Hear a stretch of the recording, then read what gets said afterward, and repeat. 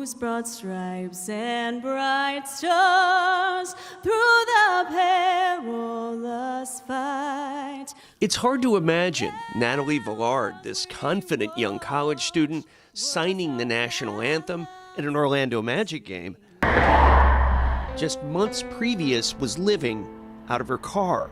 I was in my car for about 2 weeks. It was around like a December, like around the holiday time, so it was kind of rough. I was really depressed. NATALIE had escaped an abusive situation at home, so going back there was not an option. For her, just surviving day to day was itself a perilous fight. And when you call your car home, your safety is never guaranteed. Having to go back and like trying to figure out a parking spot, and as a woman being by yourself in this town, like you don't know where it's safe.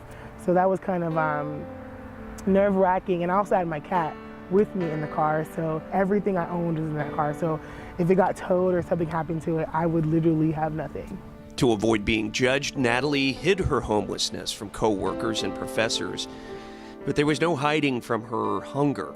I did have to go into the dumpster and dumpster dive, and it really tore up my system, my immune system. Well, I like to add a little crunch. Today, NATALIE is no longer making choices based on desperation.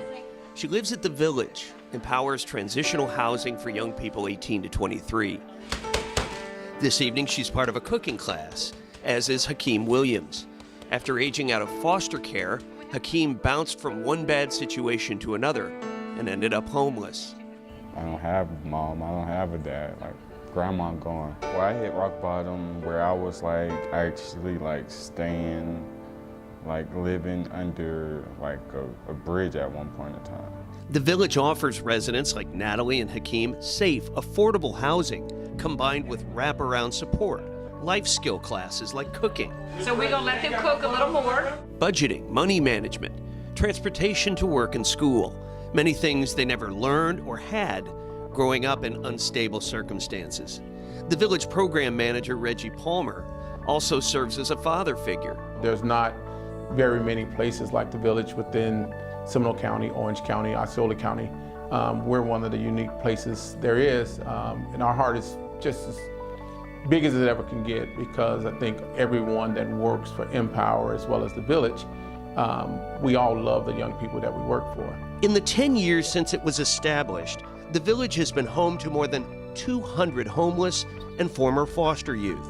For those who spent at least 90 days at the Village, 88% transitioned to permanent housing, 79% gained full or part-time employment, and 92% enrolled in educational or vocational programs. And I'm going to suggest that the most basic of needs is safety and shelter.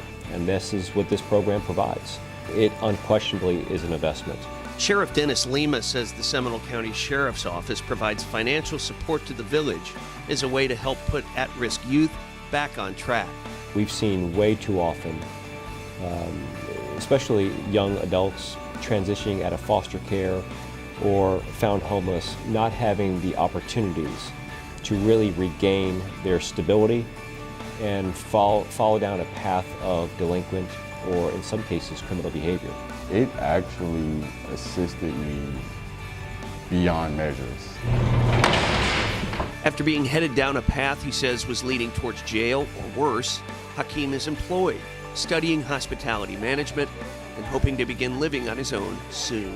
Without this, like, I would still be clueless, I would still be lost, I would still not have a clue of what I wanted to do or where I wanted to go in my life. After the dark days she vows never to relive, NATALIE too is laser focused on independent living with a goal of paying forward the support she's received at the Village. I hope to graduate in December. No, I will graduate in December.